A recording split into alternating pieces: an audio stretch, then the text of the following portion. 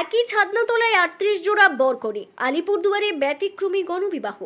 আলিপুরদুয়ার ২ ব্লকের পানবাড়ি গ্রামে এক ছাদনাতলায় ৩৮ জোড়া বরকনের গণবিবাহে আনন্দে মেতে উঠল গোটা এলাকা।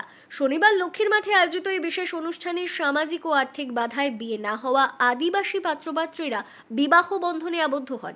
কেউ দীর্ঘদিন একসঙ্গে থেকেও সামাজিক স্বীকৃতি পাননি, কেউ বা অর্থের অভাবে বিয়ে করতে পারেননি। এমন অনেকেই এই গণবিবাহে অংশ নেন। এর আগে তুরতুরি নদী থেকে কলস যাত্রা করে আনা হয় জল। অনুষ্ঠানে উপস্থিত ছিলেন মহকুমা শাসক দেবব্রত রায়, ডিপিএসসি চেয়ারম্যান পরিতোষ বর্মন, জেলা পরিষদের সদস্য বাবুলাল মারান্ডি সহ বিশিষ্টজনেরা। মহকুমা শাসক বাল্যবিবাহ ও নারী পাচার রোধে সচেতনতা বার্তা দেন। প্রচুর মানুষ এই ব্যতিক্রমী অনুষ্ঠানে উপস্থিত হয়ে নবদম্পতিদের আশীর্বাদ করেন। এখানে বনবস্তি কল্যাণ সংঘের উদ্যোগে স্মরণার একটা অনুষ্ঠান হয়।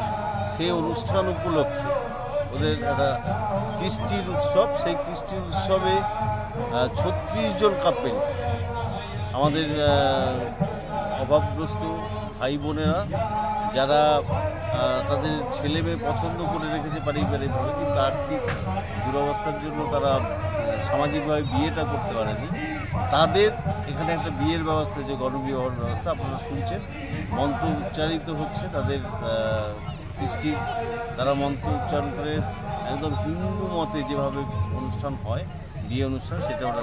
কারা কারা উপস্থিত আছে এখানে? আলিপুরদুয়ারের এসডিও সাহেব ছিলেন এবং এই বনবাসী কল্যাণ সমিতির যিনি উত্তরবঙ্গের দায়িত্বে আছেন কিসাম আগরওয়াল, উনি উপস্থিত ছিলেন। এখানে জেলা পরিষদের সভাধিপতি ছিলেন, শামুকতলার প্রধান ছিলেন, এই তুত্তুরির প্রধান, উপপ্রধান, সবাই উপস্থিত ছিলেন, আমরা ছিলাম। ধন্যবাদ।